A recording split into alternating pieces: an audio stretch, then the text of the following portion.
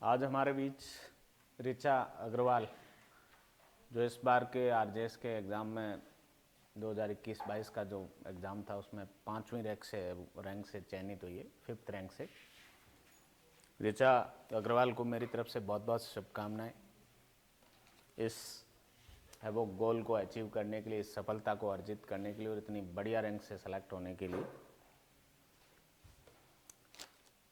ऋचा का जो है वो 5 ईयर कोर्स 2021 में ही कंप्लीट हुआ जयपुर नेशनल यूनिवर्सिटी से, और फर्स्ट अटैम्प्ट था ये ऋचा का।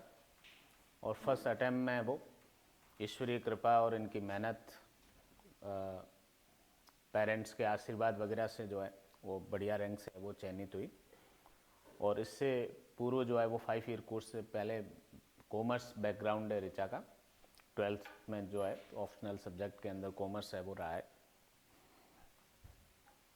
अपने कोचिंग संस्थान से ऋचा मेंस की टेस्ट सीरीज के माध्यम से है वो जुड़ी और उसके बाद इंटरव्यू की क्लासेस और मॉक इंटरव्यूज़ वगैरह है वो कंप्लीट किए। ऋचा के रियल मास्टरसा जो है वो, जब मैं वो ट्रेनिंग कर रहा था जोधपुर, तब वहाँ डिस्ट्रिक्ट जज थे जोधपुर रूरल में, भगवान दास जी अग्रवाल साहब। तो साहब ने ही वो मेरे पास भेजी थी ऋचा को, और इंटरव्यू वगैरह में भी साहब का अच्छा है वो मार्गदर्शन प्राप्त हुआ। साहब ने खुद ने भी है वो मॉक इंटरव्यूज़ वगैरह में 1-2 दिन है वो अपना अमूल्य समय देकर और स्टूडेंट्स को है वो लाभान्वित किया अपने अनुभव से, किस तरीके से चीज़ें इंटरव्यू में पूछी जाती है और कैसे उनका है वो रिप्लाई वो दिया जाए। इंटरव्यूअर आपसे क्या चाह रहे हैं रिप्लाई के अंदर। और जब रिज़ल्ट आया तो उसमें जब मैं वो लिस्ट में वो नाम चेक कर रहे थे तो ऋचा का 5th रैंक पे नाम देखा मैंने, तो सबसे पहले अग्रवाल साहब को ही मैंने वो बधाई दी कि बढ़िया रैंक से है वो चयनित हुई है ऋचा, और बहुत खुश हुए वो। वैसे सिलेक्शन को लेके मैं भी या वो इंश्योर था कि हो जाएगा सिलेक्शन, और साहब भी थे, बट इतनी बढ़िया रैंक से हो जाएगा ये इसको लेके है वो हम है वो आश्वस्त है वो नहीं थे। तो ये कई बार जो रैंक है वो आपका ऑल ओवर जो परफॉर्मेंस होता है, सिविल लॉ, क्रिमिनल लॉ, आपका हिंदी ऐसे, इंग्लिश ऐसे इंटरव्यू, उन सब का जो कॉम्बिनेशन है उस पर वो तय करता है। क्रिमिनल में ऋचा के लगभग है वो हाईएस्ट नंबर है, 68 नंबर है आउट ऑफ 100, और सिविल में 62 मार्क्स है, और इंटरव्यू में 21 मार्क्स है वो ऋचा को है वो मिले। यदि 25, 26 वगैरह दूसरे कैंडिडेट्स को जितने मिले है वो, तो हो सकता है रैंक में फिर बदल हो के टॉप 1st या 2nd रैंक पे भी है वो हो सकता था। बट 5th रैंक भी है वो similar to the 1st and 2nd rank है। शुरू के टॉप 10 में आने वाला हर स्टूडेंट्स है वो अच्छी रैंक से है वो चयनित है। अगेन बहुत बहुत बधाई और शुभकामनाएं। और भैया ये कजिन है ऋचा के, इन्होंने भी लॉक कर रखा है, ये नेक्स्ट ईयर के लिए तैयारी कर रहे हैं, इनको भी मेरी तरफ से बहुत बहुत बधाई और शुभकामनाएं। और अब मैं ज़्यादा आप लोगों का है वो समय लिए बिना और ऋचा का भी है वो ज़्यादा समय लिए बिना ऋचा को है वो आमंत्रित करता हूँ स्टेज पे कि वो आए और इस संस्थान की तरफ से एक प्रतीकात्मक सम्मान और स्वागत का जो कार्यक्रम रखा गया उसको है वो स्वीकार करें।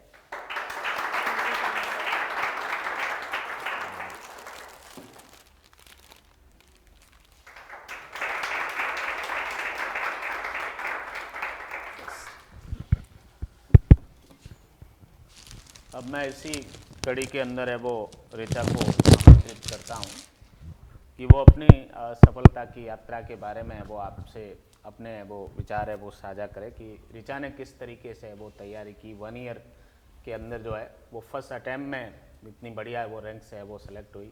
प्रीलिम्स, मेंस और इंटरव्यू के स्टेज पे अलग अलग जो फेज थे एग्ज़ाम के, उनमें किस तरीके से है वो कंटिन्यूस है वो एफर्ट्स किए कि ईश्वरीय कृपा से वो इतनी बढ़िया रैंक से सेलेक्ट हुई। यस ऋचा बताएं। सबसे पहले तो मैं केडी सर का थैंक यू बोलना चाहूँगी क्योंकि मेरी सक्सेस में उनका बहुत बड़ा कंट्रीब्यूशन है। जैसा सर ने बताया मैं मेंस की टेस्ट सीरीज़ से उनके साथ जुड़ी थी।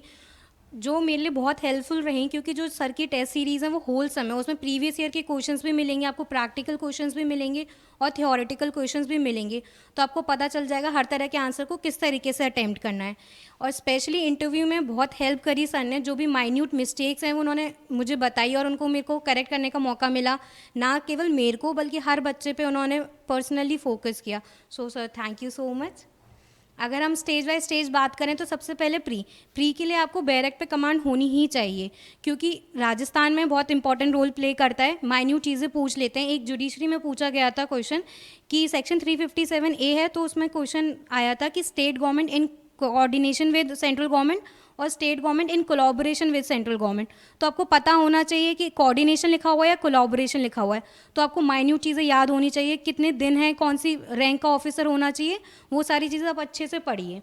नेक्स्ट इज आपको लैंग्वेज पे भी उतना ही कमांड होना चाहिए जितना कि आप लॉ पे कर रहे हो, क्योंकि लैंग्वेज के 30% मार्क्स होते हैं, तो आपको अपना 30% टाइम है वो लैंग्वेज पे डिवोट करना ही करना है। और मेन चीज़ जो इम्पॉर्टेंट है प्री के लिए भी मेंस के लिए, वो है टेस्ट सीरीज़। तो आप टेस्ट सीरीज़ ज्वाइन करिए, एमसीक्यू सॉल्व करिए, जो आपको कोचिंग से टेस्ट पेपर मिलते हैं उनको तो आप सॉल्व करिए, साथ में ही सिंगल लॉ पब्लिकेशन के एमसीक्यू की बुक आती है जो मैंने रेफ़र करी थी, आप भी वो रेफ़र कर सकते हैं, और किसी पब्लिकेशन की भी आप रेफ़र कर सकते हैं। फिर हम करते हैं मेंस की बात। मेंस के लिए आपको लॉ पे जो आपने प्री के लिए पढ़ा है आपको वही पढ़ना है अच्छे से, जो लैंडमार्क केसेस हैं वही आपको एक दो पढ़ने हैं, सारे केसेस आपको पढ़ने की ज़रूरत नहीं है, क्योंकि इतनी स्पेस ही नहीं होती, हम लिख नहीं पाते। मेरा भी पहले ये क्वेश्चन था कि कितने केस लॉ हमें एक आंसर में लिखने हैं, तो आपको एक केस लॉ या मैक्सिमम 2 केस लॉ ही लिख पाओगे, और किसी किसी में तो आप लिख ही नहीं पाओगे, ना तो इतना टाइम होता ना ही इतनी स्पेस होती, तो ज़्यादा अपना अननेसेसरी टाइम वेस्ट मत कीजिए सारे केस लॉस को याद करने के लिए। जजमेंट राइटिंग के लिए आपको जो सारे तरीके के जजमेंट हो गए, एक्यूटल, कन्विक्शन, सारे सेक्शंस के, स्पेसिफिक परफॉर्मेंस के, वो सारे जजमेंट आप अच्छे से लिख के देखिए, रीड नहीं करने हैं सिर्फ, और उनको रिवाइज करते रहिए उनके फॉर्मेट को, क्योंकि इससे आपकी स्पीड इंक्रीज हो जाएगी।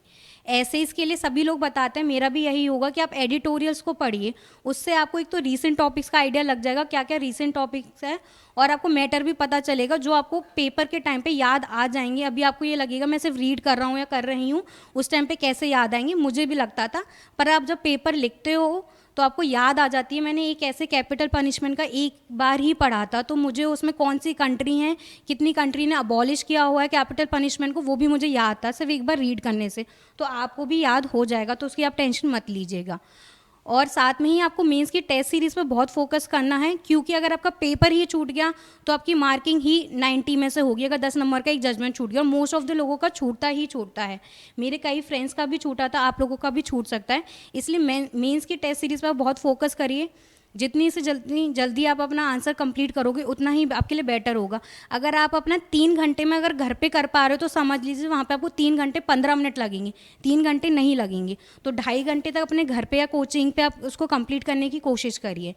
फिर नेक्स्ट इंटरव्यू के लिए आपको जो अपना लॉ पहले से प्रिपेयर किया हुआ है वो तो आपको करना ही है, साथ में ही आपको सुप्रीम कोर्ट और राजस्थान हाई कोर्ट के जो रीसेंट जजमेंट्स हैं उनको आप अच्छे से करिए। उसके लिए आप अपनी डायरी मेंटेन कर सकते हो, उसमें जो भी लेटेस्ट जजमेंट आ रहे हैं 1 साल के वो आप लिख लीजिए, और आपको सारे जजमेंट्स लिखने की ज़रूरत नहीं है, जिसमें न्यू प्रिंसिपल ले डाउन हुआ है सिर्फ वही करना है, क्योंकि जो रिपीटेड हैं जो रीइटरेटेड हैं वो कभी भी राजस्थान हाई कोर्ट नहीं पूछेगा।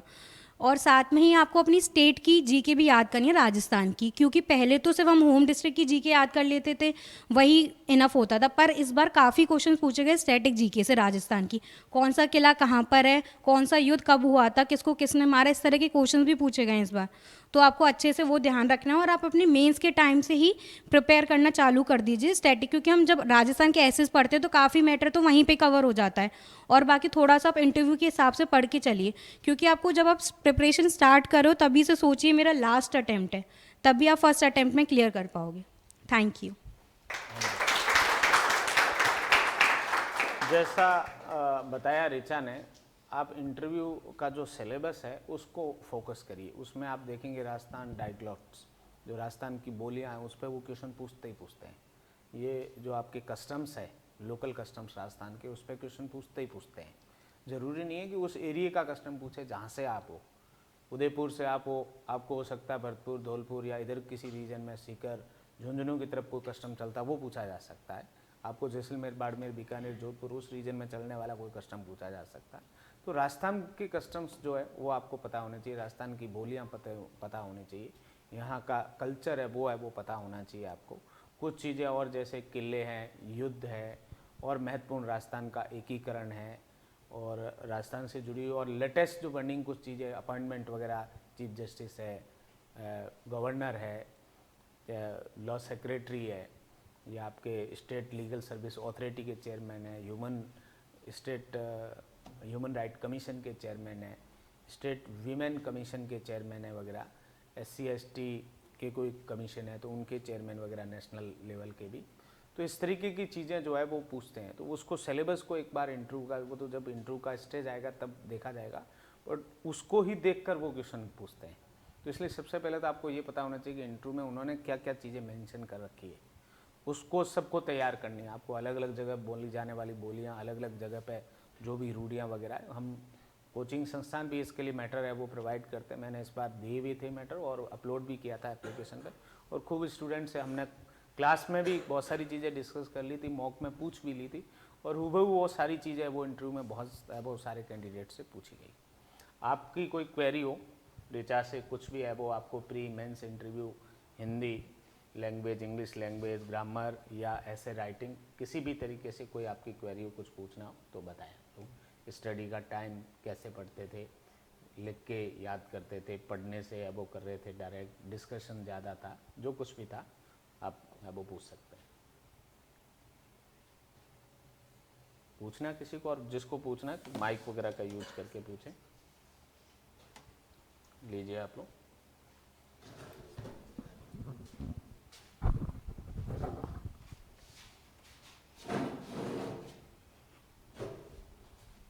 Good afternoon ma'am. मैं बोल रहा हूँ कि जैसे पेपर मेंस का होता है, तो मेंस के अंदर जैसे क्वेश्चन होते हैं 3 नंबर के, 6 नंबर के, 10 नंबर का, तो आपने पेपर मतलब कैसे अटेंड किया? बड़े पहले किया या फिर छोटे छोटे क्वेश्चन प्रेफरेंस में फर्स्ट रखे, या फिर कैसे, मतलब उसका क्या मैनर रहा, या फिर आपने शुरू से ही स्टार्ट किया और लास्ट तक एंड कर दिया? मैंने स्टार्टिंग से लेके लास्ट तक किया था। पहले 3 नंबर के करे, फिर 6 नंबर के, फिर 10 नंबर के। एक जो चीज़ है मैं आप लोगों को बताना चाहूँगी, आपकी हेल्प हो जाएगी, कि अगर आपको लग रहा है आपके पास टाइम कम है और आपका जजमेंट राइटिंग छूट जाएगा, तो आप 3 या 6 नंबर का क्वेश्चन पहले छोड़ दीजिए और जजमेंट राइटिंग को पहले अटैम्प्ट कर लीजिए, नहीं तो आपका 10 नंबर का पूरा वो छूट जाएगा। मैंने भी यही किया था। मैंने 3 नंबर का एक क्वेश्चन छोड़ दिया था क्रिमिनल में, और बाद में जजमेंट राइटिंग अटैम्प्ट करने के बाद फिर मैंने वो क्वेश्चन अटैम्प्ट किया था, जिससे मेरे दोनों कंप्लीट हो गए और टाइम पे पेपर कंप्लीट हो पाया। मान लो कई बार होता है कि सवाल करते करते बीच में मान लो कई सवाल 5 नंबर का नहीं आ रहा है, तो हम उसके ऊपर टाइम लगा देते हैं। ऐसे करते करते मान लो जैसे 22 क्वेश्चन होते हैं, तो उस तक पहुंचने में एटलीस्ट हम 20 मिनट ख़राब कर देते हैं। तो स्कैपिंग मेथड कैसे अपनाना चाहिए उसमें? मतलब तुरंत ही जैसे पढ़ा नहीं समझ में आया तो should go through another question, और उसी के ऊपर फिक्स रह के मतलब सोचे क्या टाइमिंग है? आपके पास इतना टाइम ही नहीं होता कि आप एक क्वेश्चन को सोच पाओ, ज़्यादा 2 मिनट से ज़्यादा सोच पाओ, तो आप उस क्वेश्चन को छोड़ दीजिए जो आपको नहीं आ रहा। पीछे रफ में आप अपना उसका क्वेश्चन नंबर लिख लीजिए, और बाद में जब पेपर पूरा कंप्लीट हो जाए तब उसको अटेम्प्ट करिए, उससे पहले मत करिए। और किसी को कुछ पूछना है? किसी भी कैंडिडेट को कोई क्वेरी हो तो बता दीजिए विदाउट हेजिटेशन। हिंदी ऐसे, इंग्लिश ऐसे के लिए कोई बुक बताएं। मैंने इंग्लिश के लिए तो आर्यन पब्लिकेशन की बुक रेफ़र करी थी, और हिंदी के लिए मैंने सोलंकी की रेफ़र करी थी बुक। और बाकी आप एडिटोरियल्स पर फोकस करिए, उससे आपको रीसेंट टॉपिक भी पता चल जाएंगे और मैटर भी पता चल जाएगा। और कोई कोटेशन जो आती हैं वो आप अपने नोट्स में मेंशन करते रहिए। एक इम्पॉर्टेंट चीज़ जो मैं बताना भूल गई, जो सबसे ज़्यादा इंपॉर्टेंट है, वो है रिवीजन। आप जितनी बार रिवीजन करोगे उतनी आपकी मसल मेमोरी स्ट्रांग होगी, और आपका जो आप मन में सोचोगे और आप पेपर में लिखते जाओगे। इसलिए उसके लिए मेन जो चीज़ है वो है रिवीजन। आप रिवीजन करिए हर हफ्ते, हर महीने। टाइम सेट कर लीजिए। आपका क्रिमिनल हो जाता है तो भी आप सिविल के टाइम पे क्रिमिनल के लिए कुछ टाइम डिवोट करके रखिए, और क्रिमिनल को भी रिवाइज करिए। गर्ल्स स्टूडेंट में से कुछ आ जाए माल्यार्पण करके और स्वागत करें। वंदना आ जाओ। और भी कोई स्वप्रेरणा से?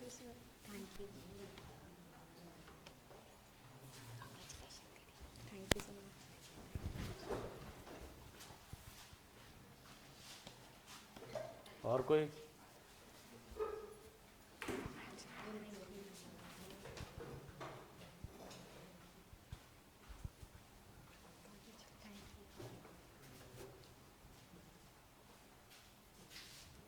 ओके, अगेन बहुत बहुत बधाई और आपके उज्जवल भविष्य के शुभकामनाएं। छोटी उम्र में आप बने हैं तो बहुत है वो प्रमोशन के चांसेस है। ईश्वरीय कृपा से आप है वो हाई कोर्ट जज तक तो आराम से जा सकते हैं। अच्छे न्यायिक अधिकारी के रूप में कार्य वो करें और हमेशा अच्छा कार्य करने के रूप में आप जाने जाए, यही हमारी शुभकामनाएं।